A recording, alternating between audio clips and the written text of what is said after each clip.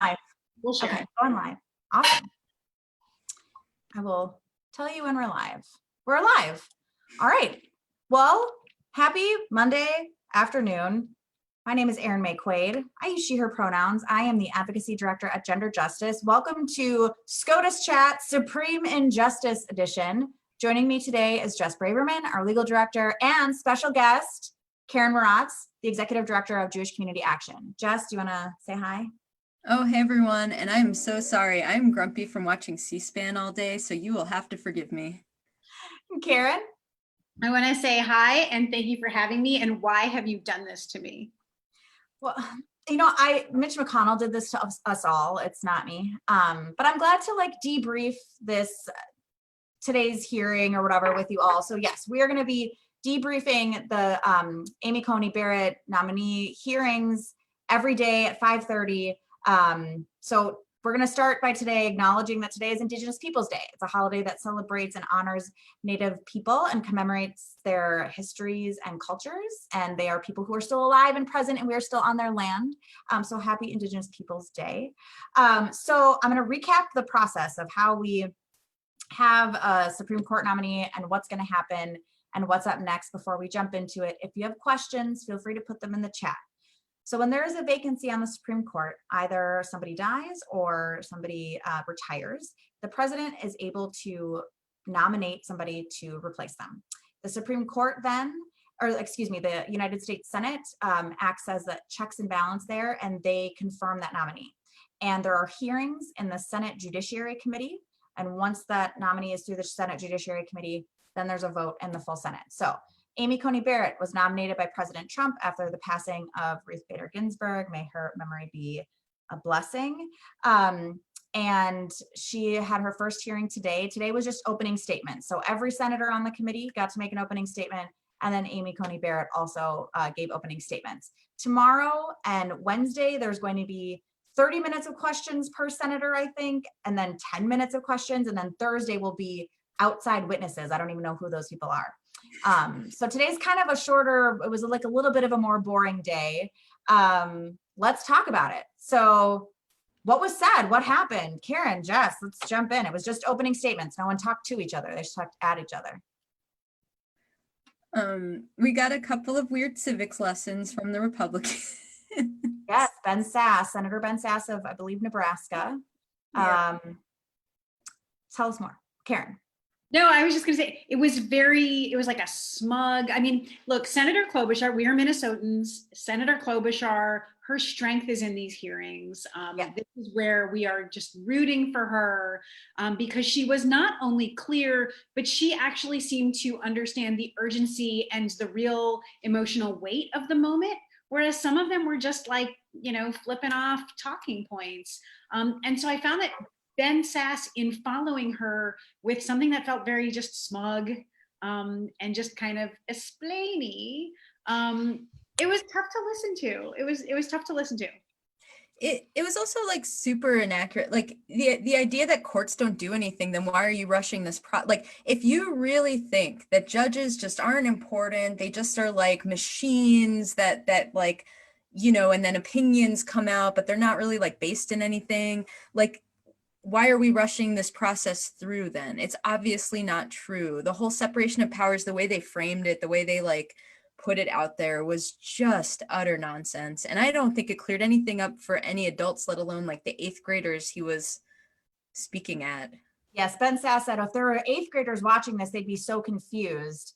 And, you know, and it was because a number of senators brought up the fact that the Senate is not passing a COVID relief bill and not addressing any of the small businesses or people who are sick or the schools that need PPE, and the student, you know, didn't address that. And Ben Sass felt like 8th graders would be so confused. And I'm thinking like these 8th graders that are at home, like distance learning, are going to be confused about why people are upset about not talking about COVID.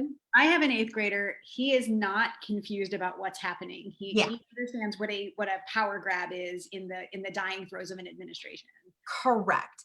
But I think it brings us back to the, it seemed to be the strategy of the Democratic members of the committee to talk about the Affordable Care Act and the danger that Amy Coney Barrett poses to that. So there is a Supreme Court will hear oral arguments 1 week to the day after the election, so November 10th. And if the court decides that the Affordable Care Act is unconstitutional, 20 million Americans will lose their health insurance like that, and it would upend our entire healthcare system. And so a lot of the Democratic senators brought stories of constituents who had benefited from the Affordable Care Act. Marnie Zhang, who was a St. Paul educator who died at 31 from COVID, was the example that Senator Klobuchar brought in. But those stories are really compelling, and it showed a lot about what's at stake. I don't think a lot of folks know that the Affordable Care Act is like on a chopping block and could be dismantled shortly after the election. And hearing their civics lesson, you would think that the courts like can't strike it down because it was like a law put in place by our elected officials, and then the courts can't touch it. But we know like they strike down like the Voting Rights Act. Like they strike down laws that make it so that the people who are enacting laws actually are representative of who the voters are voting for. Like they strike down voting rights laws. So the idea that like the Supreme Court is totally separate and they would never, there's the democratically elected people, let them do their thing. Like, yeah, the whole Affordable Care Act could get struck down this term. Go away. Yeah. There was this disingenuousness to some of the testimony. I mean, look, on every political side, Democrats are talking about the Affordable Care Act because the majority of Americans, when polled, don't want it to go away. So this is, the fact is they have the votes to confirm her. So this is a moment where senators are speaking to the American people, and they're speaking in many ways to their base. And so some of them are going to talk about the Affordable Care Act because they know that the majority of Americans like the Affordable Care Act, and they're pointing out the fact that the senators who are confirming her are on the wrong side of the majority of Americans. But then at the same time, there was this Senator Crapo. When I remember when he spoke it, so you have the Democratic senators talking about the Affordable Care Act, and then you have the Republican senators defending Judge Barrett from perceived attacks on her, which I never heard any of those. But he started out really interestingly talking about, the Democrats are saying that we're rushing and this is moving too fast. I believe those criticisms are about the amount of time that's elapsed since Justice Ginsburg's death, and also the fact that we are already voting in the election.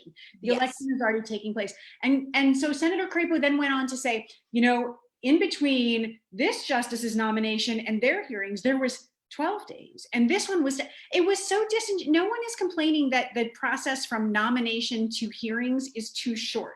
It was just like wildly disingenuous. And it was like, why are you pointing this out to us? It was very like, don't look at this big thing in the middle of the room. And then we all are. Right. Yeah. I also for everyone's, FYI, the average number of days from the vacancy created to announcing the nomination is 65. And the time between Justice Ginsburg's passing and Amy Coney Barrett being announced was 8 days. So it is fast. And then the average number of days between the vacancy created in the first hearing is 113 days. And this one was 24. So even to Mike Crapo's terrible, disingenuous point, he's wrong. And I wonder if Merrick Garland has some thoughts about that. Who was nominated and literally never had a hearing. This is like a side note, but Senator Mike Lee of Utah, who literally tested positive from COVID at the super spreader event that was Amy Coney Barrett's nomination hearing, which by the way, just makes me question her judgment altogether. Her nomination announcement was a super spreader event. More people got COVID from her event than got COVID in a whole country, a whole bunch of countries. This past week. So, but Mike Lee shows up to the Senate not wearing a mask. It's like, dude, I don't know. That was bananas. Jess, you looked like you had something to say. I just wanted to. No, I was just looking at that. A whole bunch of countries. New Zealand and Vietnam and 12 countries. I know, it's true. And also she can wear a mask. She wore one at the hearing today. So I'm not sure why there were no masks at the event. Yeah. Okay. So the Democratic strategy was talk about the ACA, talk about constituents. It seemed like the Republican strategy was to congratulate Amy Coney Barrett for being a mother, to insinuate that people were attacking her for being Catholic, which did not happen, and then just massive amounts of gaslighting, just massive amounts of gaslighting. At a certain point, I had to remind myself that it was gaslighting because I felt crazy. I was like, am I crazy? Did I? So, Carin, I know that there was something that stuck out to you about talking about Amy Coney Barrett and being a mom and being a working mom and all that stuff. Yeah, and she introduced each of her children by name, and she even, for several of them, listed medical conditions they have. As a mom, the kids don't like that. They don't like when we do that, No. Like, I mean, mine don't even like it when I say hello to them if I see them out with their friends in public. So embarrassing, Carin. Very embarrassing. So embarrassing. Like, I found that to be such a deeply ironic moment, especially in thinking about the transition from Ruth Bader Ginsburg to Amy Coney Barrett, because the fact that Amy Coney Barrett can be not just a mother with a professional career, but visibly a mother with a professional career, and can show up in what is functionally her workplace at a professional job interview and bring her children and introduce them and make them part of her story, and not have that be completely discrediting to her professionally in her career, is because of the work of women like Justice Ginsburg, who again fought before she was on the Supreme Court, fought to make, she made it illegal to fire women for being pregnant. And not just Justice Ginsburg herself, but also just, at the time, this was considered radically feminist, progressive policy change, the idea that mothers should be openly mothers in the workplace. And so there's just this way that it felt ironic to see that then weaponized and yielded by someone who has fought in the courts against what we would consider progressive feminist decisions and policy. Right, as if like they had to congratulate her and remind us of our own work that we have done. Like, yes, we totally get that. That was why we did all that. Thank you very much. Yeah. Mothers are going to work every day. Some are frontline workers. Some are cleaning up after the people who held that hearing today. Some of them are serving them the food that they had on their way in. Women in the workplace are amongst some of the most discriminated and underpaid. It would be great if we could be championing all those mothers, and not just the ones who we think are going to operate on the court the way that we want them to. Mm-hmm. I also hate that, like, you can't escape this. Like, the idea that they're talking about how, like, she'd be a lady you'd want at a tailgate, like the Indiana people. It's like this woman is like about to become a Supreme Court justice. It's like you could be like trying to do any job in the world, and some dude is going to be like, no, she's cool because she likes football or whatever. Like, it is so inane. And also the idea that, like, they're like, she's a Midwest gal, or, all of that. Like, I think, my understanding is that, like, her dad was a lawyer for the Shell Oil Company. Like, she's not, it's funny because, like, I'm originally from the Bronx. I'm Jewish. I think I fall in the category that people would call, like, coastal elite. My dad makes dentures and went to the University of Leningrad. It's like, there's nothing you can do. But she's, about to become a Supreme Court justice, clearly. And they're all like, she's, she likes that football. Like, what? And I find it deeply offensive too, that like we try to pick and choose like who's an American and who's not. They're like, oh, this would be one of the first Supreme Court justices that like isn't from a coast. I'm like, oh, I'm sorry. Are the coasts not part of the United States anymore? Are they not valid people with like thoughts, feelings, and opinions? There's nothing. I mean, she like went to Notre Dame and is a professor. She's not some like down home gal that's mowing her own lawn. Like, this is folksy, Erin, which is fine. Right? Like, it's fine that she's not that, but like, she's not. So I think it really comes from this whole, like, I want to have a beer with this politician type mentality. And it's like, I don't want to have beer. I mean, I guess I technically do because I like was a politician, but like, I generally don't want to hang out with my president. I would like them to do their job and like, I'll hang out. I'd actually not like to worry about them so that I can hang out with my friends. I'd like to hang out with my friends. That's a dream of mine. Okay, so in addition to congrats on being a mom, fake outrage about things that weren't said about Catholicism and the gaslighting, there's a lot of talk about originalism and textualism and like judicial philosophy. And Jess, can you just say a little bit about what all those things mean and kind of like what you heard coming through in those opening statements? I hate even defining. It's like time and again, we do have to explain this, but it's so hard because it's all just kind of nonsense. And why is it nonsense? What?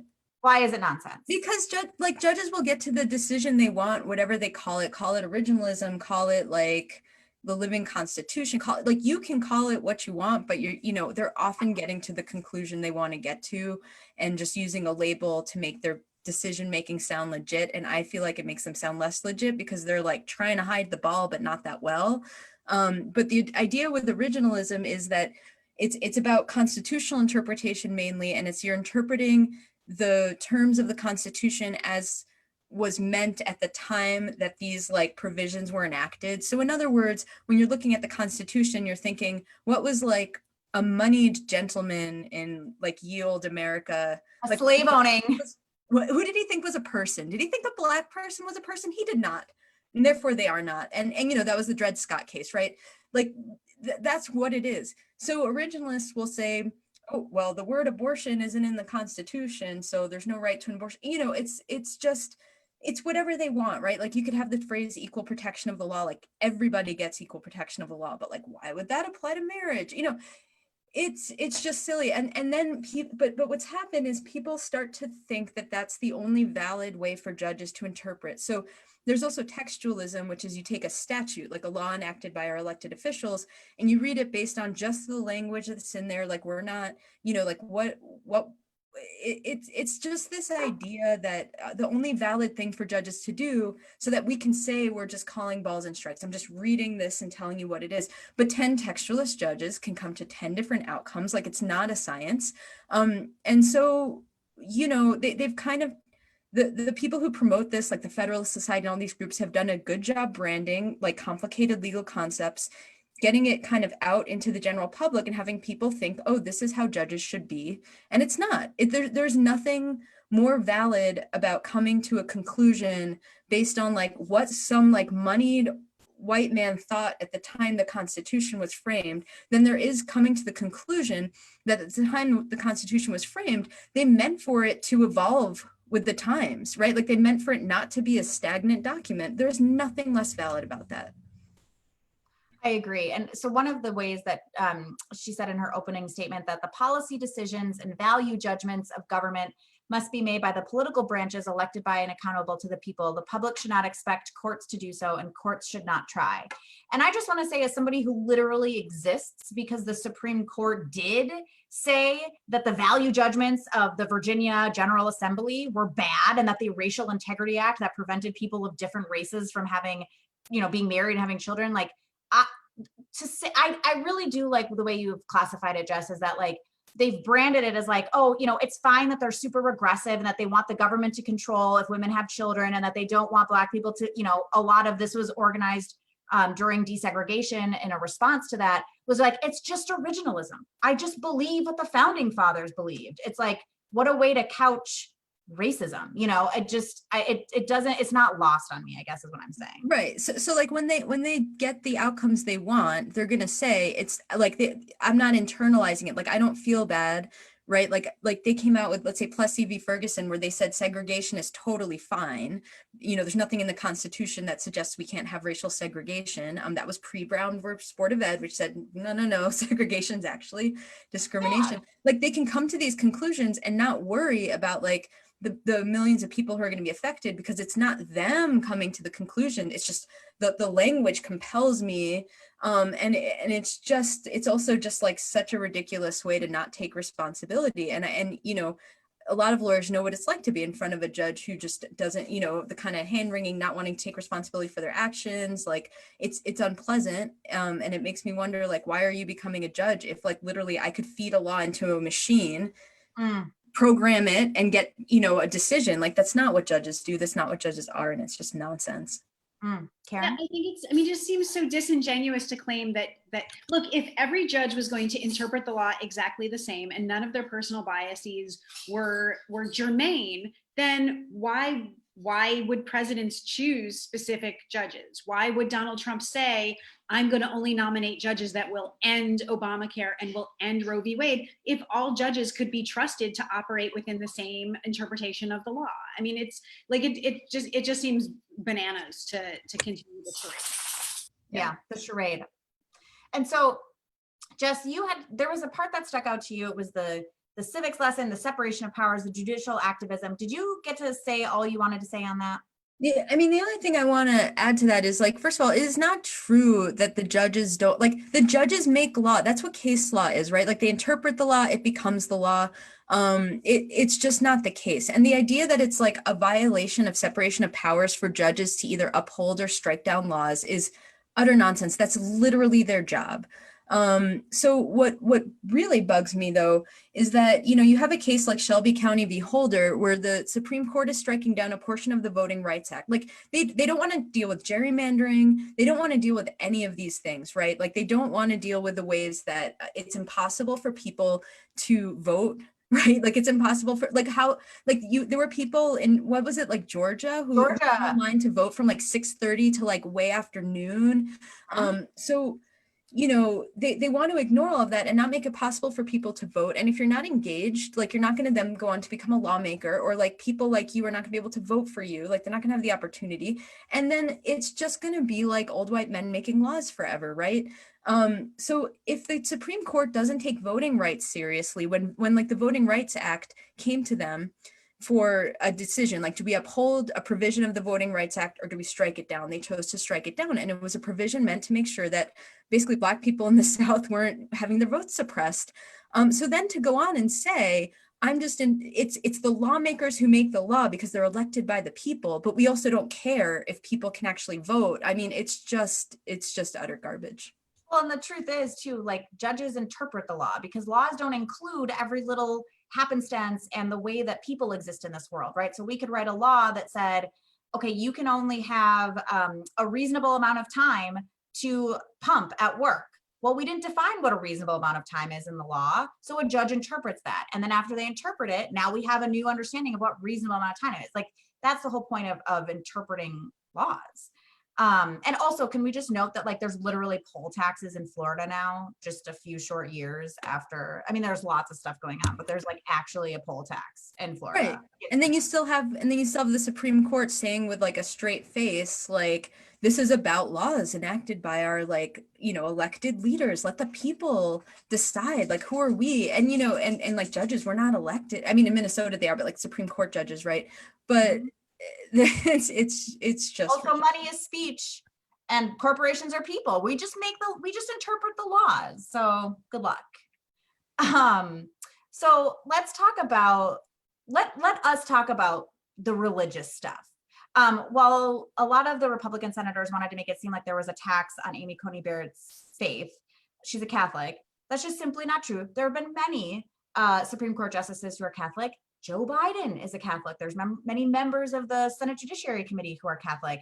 But this is ultimately about the way in which the religious right has organized for a very specific publicized end game. And I think sometimes, I heard this on a podcast recently and it really resonated with me, that sometimes there's this reliance on the fact that like their like motivation is so nefarious that people won't believe us when we say it. And so they like, don't worry about it. And it feels that way with this because none of what we're about to talk about is like secret or speculation. It's just like very public and stated, and it's really concerning. So the Federalist Society, which was organized however many decades ago, was specifically organized to deregulate businesses, to eliminate anti-discrimination protections and all the things that like protect workers, and then also to kind of like institute this Christian supremacy.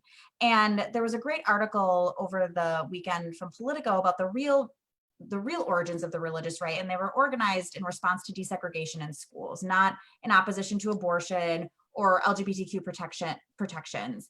And Bob Jones Jr. said, we should frame this as religious freedom rather than a defense of racial segregation. I mean, they were very clear about this back in the day, which Amy Coney Barrett also like declined to hear a case about segregation. So that's really cool. But Carin, you've talked a little bit about the Dominionism and all that before. Will you just bring us up to speed? Yeah, and you know who is really celebrating Amy Coney Barrett? The Dominionists. Yes, there are celebrations, unmasked, I'm sure.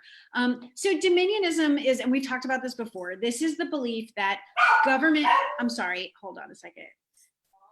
Thank you. I'm a mom. So Congratulations. thank you. Oh my God, this is my son. He's 13. Take the dog out. So Dominionism is the belief by some Christians that government should operate according to their interpretation of biblical scripture. And so we've heard this in Minnesota with Doug Wardlow's second secret constitution. So this is a group of people who do not actually want to see a separation of church and state, and actually want to see their specific interpretation of the Bible be the code by which government runs. And the way that this works is that, and that is the long game, that there is the kingdom of God, and that is how government runs. And so that's a long game. And along the way, what's happening is we've talked about this religification. So what you're seeing is the use of religious freedom laws to turn almost every public space into religious space rather than secular space. And the reason for this is because it then shields your space as a religiously free zone. It shields you from having to be accountable to things like discrimination law and employment law, civil rights law. And so it's where if you can say that every staff person at your school is a minister, then the ADA is no longer applicable to the people at your school.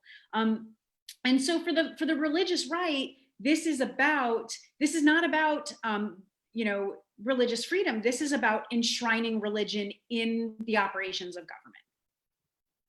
Exactly. Yeah. And I also think, bringing this over a little bit to our conversation about abortion, which they really didn't talk about a lot today, which I don't know if I was surprised or not surprised. Maybe it'll come up more tomorrow. But this is also very clear when we talk about abortion rights, right? Because I remember back, I was doing an event with some med students, and we were talking about ways that we can talk about abortion within a religious context. And I was like, well, just remember that there is a particular brand of Christianity that says, abortion is bad all the time, but that's not the belief of all Christians. And it's not the belief of all religious faiths. And she was like, oh my gosh, I totally forgot. I'm Jewish. That is a valid faith. I was like, yes, it is. And there are different beliefs about abortion in the Jewish faith. And so when we get into the conversation about abortion, so often it can be like, religious people believe this and people who aren't religious believe this, or it's people who have children or people who have abortions, when really it's a lot of the same group. And so this religification and this co-opting of religion, right? Because you'll notice how, was it Crapo or was it Mike Lee who had the worst anti-Muslim ad last, and is talking about religious tolerance and religion. And I'm like, sir, we can all see you, and so it's just how these mental gymnastics work to be religious bigotry is bad, said the writers of the Muslim ban. It's just so obvious. And that's where it feels like the gaslighting too. It's shameless. There's no sense of awareness or, sense of the fact that the internet exists and we can just quickly Google things you've said in the past. Jess, do you want to? Yeah, I'm sorry. Go ahead.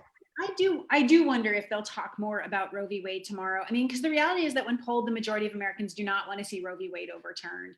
And when you talked about this idea that, religious people don't believe in, 24% of the people, a quarter of the abortions every year are had by Catholics. And that's of the people who actually identify what faith they are. It's like the majority of abortions are had by women who are already mothers. It's this black and white, this binary that doesn't actually reflect reality and doesn't really reflect the opinions of America. But the thing is we think of abortion because the religious right has made abortion their key fundraiser and their key wedge issue and their key single issue voter mobilizer. We tend to hang a lot on Roe v. Wade and on abortion, but spousal rape in 11 states is still treated differently than regular rape. And so there's a lot of ways that this shows up beyond and in addition to abortion that are really real questions that we should be able to have about the decisions our courts make. Absolutely. Abso-freaking-lutely. Abortion isn't the only parenting related issue that's up in front of the Supreme Court. I think abortion gets the most airtime, but the same underpinnings, what kind of was the grounding of the Roe v. Wade decision was actually Griswold v. Connecticut, where a state basically passed a ban that said, like, you can't access contraception. Like, you just cannot access contraception. And the Supreme Court found this privacy right in the Constitution, basically saying, like, the Constitution is so much about privacy that we really think it's unconstitutional for a state to regulate people's private lives like that, people's reproductive lives like that. And that was Griswold v. Connecticut. I think that was in the 60s before Roe v. Wade. So it's like, if you can't really get rid of one without the other because they have the same underpinnings. So it's, but it's not just that, right? Like, so also in front of the Supreme Court this coming term is the issue of whether the city of Philadelphia can stop having contracts with foster care agencies that refuse to certify LGBTQ foster parents, right? And the ideal with foster care is that the child will return to the parent. Like that is and should be what, you know, the first goal. But another thing that happens often with foster care is adoption, right? So if you're not certifying LGBT parents, first of all, you have LGBTQ foster kids who don't get a choice of what family they end up with, and they could end up with a family that's not affirming. And then you're taking away a route to adoption from LGBTQ families. So it's, you know, and this is framed as kind of a anti-discrimination law versus religious freedoms issue. But these are all about, right, your right to decide if and when you have a family. And these are all coming up in front of the Supreme Court. And it's not, I mean, abortion's super important, but it's definitely not just abortion. It's not just abortion. And the case Jess is referring to is Fulton v. Philadelphia. And I think it's also important to note that, like, no child gets to choose what city or state they will be in when they need to be in a foster home or adopted.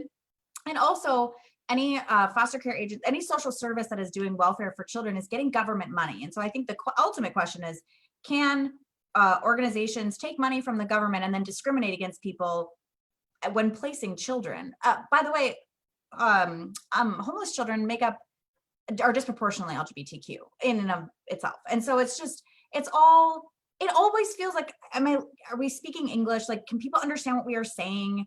Are we speaking in a language that people can hear? Because it seems like this is so cut and dry to me, that it is so easy to say, like, well, you can't discriminate against, like, what was it? RBG's quote, like, the right to swing your arm ends when it hits another person's nose. Like, that's just what it always feels like. And it's like, unless you have really strong religious beliefs that match the majority of the people who are in power, then you get to force other people. I mean, like, that's what it feels like sometimes, is that we can be really clear on what religious freedom means until, you know, people want to do things that don't align with this really small segment of Christianity. So I think we're at 30 minutes, and this is how long we wanted to go on. I think the last thing that, like, how are you going to decompress from today? I feel like we really hit all the top points. Tomorrow's a whole other day. It's going to be like 30 minutes of questions per senator. So I'm interested to see how that's going to go. What are you going to do to decompress today, Carin Mrotz? Well, first, I'm going to send an email to my senator thanking her for her work today. But then I'm going to go eat food and shop. What are you going to buy me? Oh, do you need something from Costco? Do you need like a big block of cheese? Because that's my special. Always. Jess, what about you? I am gonna go for a run and then read our fave N.K. Jemisin. Yeah. And I'll buy you a coffee maker so you're not like constantly in the Starbucks line every morning. I choose to do that, and I don't drink coffee. I drink tea. It's the one thing that I get out of the house for in the morning. So you can save your money. Buy Carin a coffee maker. All right. We will be back tomorrow to dissect the questioning from the committee, and we'll see how it goes. We'll see you tomorrow, everybody. Thank you.